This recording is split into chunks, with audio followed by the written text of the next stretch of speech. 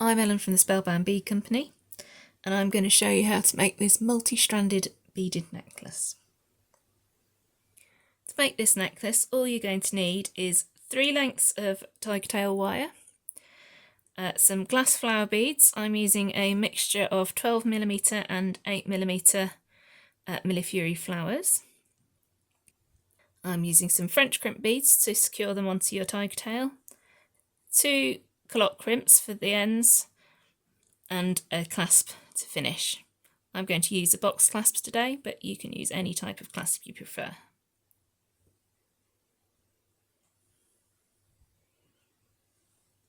So the first thing you want to do is lay your beads out in an order that's pleasing to the eye.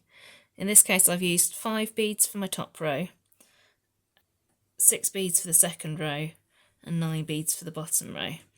Bearing in mind that when you're wearing it, they are going to squash together slightly, so you want to leave little gaps in between them. Hopefully that they will sit next to each other and not on top of each other. So once you're happy with your order, we're going to start with the top row. So in this case, I'm going to use some purple tiger tail, and I'm starting with an 18-inch long piece of purple tiger tail. Okay. What we want to do is we're going to start with the bead that's going to sit in the centre of your necklace. So just going to pick that bead up and see if I can find the hole.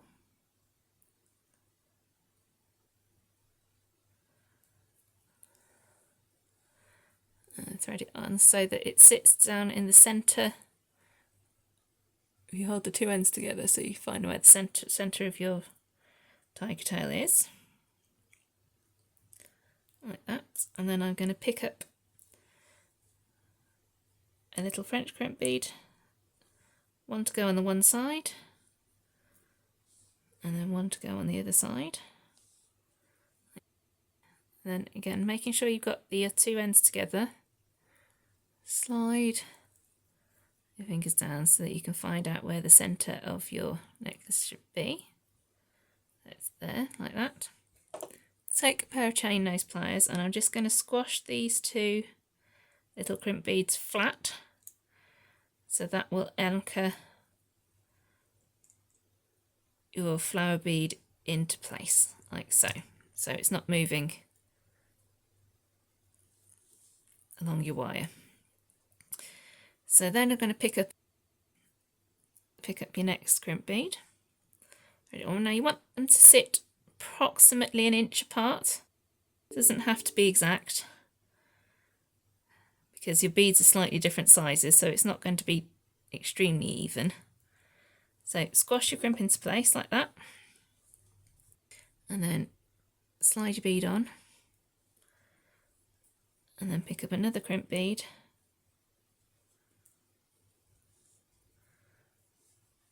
and then fix that one in, squash that one into place as well.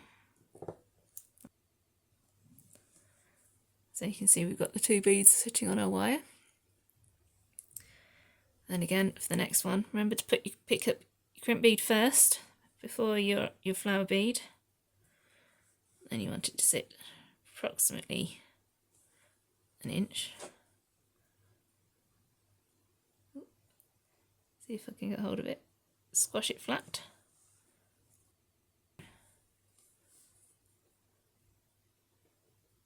And see if we can find the hole. There it is. Thread it on. And again, your last crimp bead to hold this one into place.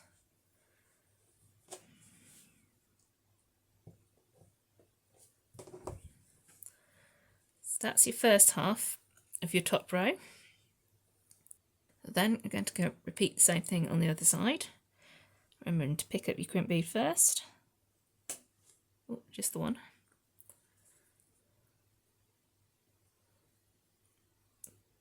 Find the hole in your bead, slide your bead on. Oops. I forgot to crimp it into place first, so slide it up like that. If you're not sure on the placement of where your beads want to sit along your tiger tail, you can always position them first and then crimp your bead afterwards. So I want mine to sit about there.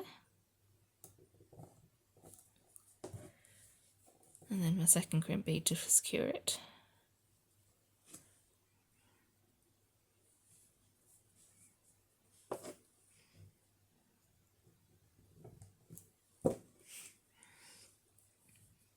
And then my last one on the top row.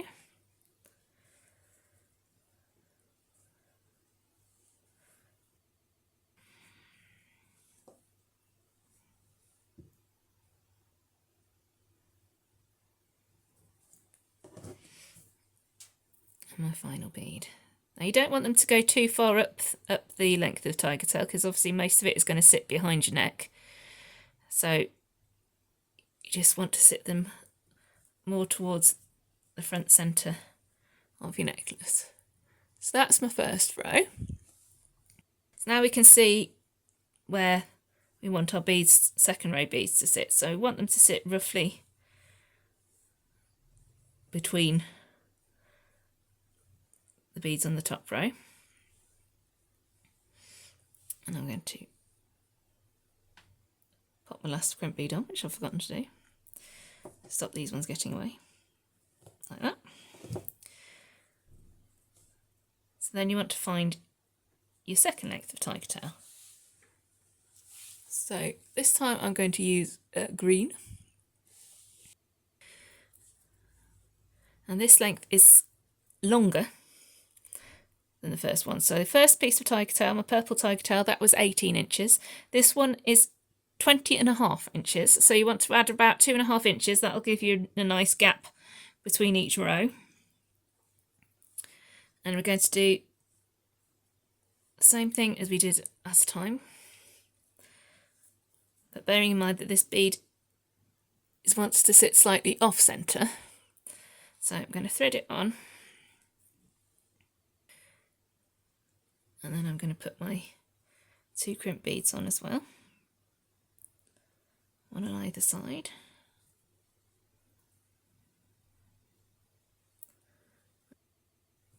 And then I'm going to find out where the centre is. Like so, so that's about the centre.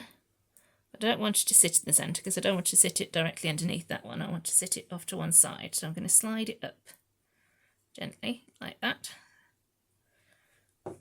and crimp that one into place.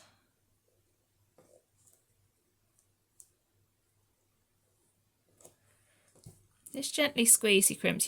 You have to apply firm enough pressure to squash them into place so they're not moving, but you don't need to squash really hard. And then you can see I want my next bead to sit here, which is this one.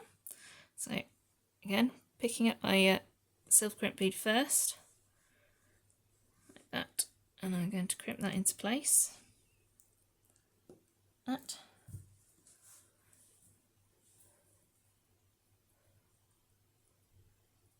And see if I can find the hole. There it is. Throw that one on, and again pick up another silver crimp bead, slide that on, crimp that into place. And the next one here, I don't want it to sit right evenly in between. I'm going to sit it just offset from the bead above.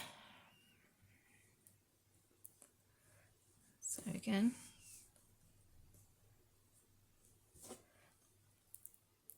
you can see it's a bit sort of trial and error this. There isn't any exact measurements.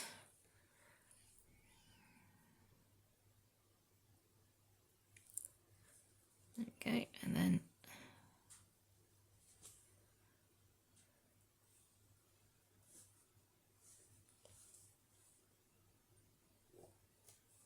that's that one in place. And then finally my last one. Again, I'm going to have that sit slightly below the red one.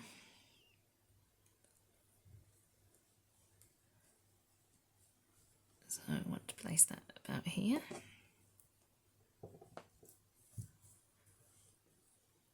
This design would work with any type of bead you want. I'm using glass ones because that will give it a bit of weight. If you're using polymer clay or something like that, then they might be a little bit light. With your tiger tail, you do need a little bit of weight with it for it to hang nicely at the end. Like so. And then I'm just going to complete my beads on the second side.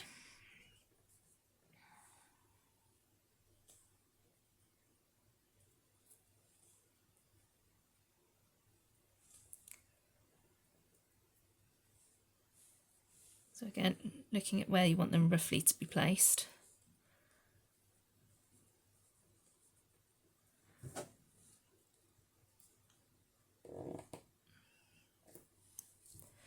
Put that in.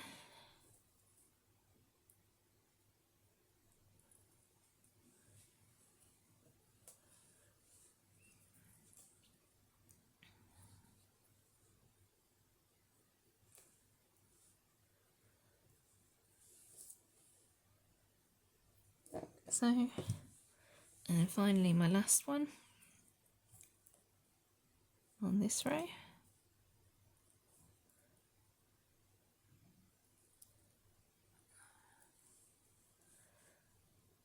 Slide it up to where I want it. About there. Wash my crimp. And my final crimp in place. Like that. So there you can see I've now got 2 rows. So that just leaves my final row. Let's pop in. In this case I'm using a teal coloured tiger tail. And this is going to be 23 inches long, just to give that extra 2.5 inches. So whatever length you want, choose to make your necklace. Obviously the shortest length is 18 inches, but if you want to make it, if you want to make it shorter than that, that's fine. You can choose whatever length you want to make it yourself. But 2.5 inches added on for each of the next rows will allow you to give you a nice drape and gap at the end. So I'm just going to thread on my beads for my last row, and once I've done that I shall show you how to attach the clasp. So once you've threaded all your beads on and crimped them into place, we need to attach a clasp. So in order to do that, take each end of your tiger tail. Remember, we've all cut them into different lengths. You've got an 18 inch, a 20 inch and a 23 inch. So line them up. So you've got your teal, then your green, then your purple, making sure they're all stitching together at length. And then you're going to take a clock crimp and pass those three ends of tiger tail through the hole in the hinge of your clock crimp like that, and then just slide it down out of the way for a second. And then what we need to do is crimp these ends together with a French crimp. Now, because you've got 3 strands rather than just the single strand, it can be a little bit tight. So what you can do is, if you pick up a crimp with your pliers and just give it a very gentle squeeze, so it's not, rather than being round, it's more of an oblong shape. And then that should make it easier to slide your 3 strands of tiger tail through onto your crimp. It will go. And then you want just a millimetre or so sticking out the end of your French crimp like that. And then just squeeze it fully into place so that it's not coming off the end. And then just slide your clock crimp back up and then gently squeeze it shut over the top of the French crimp.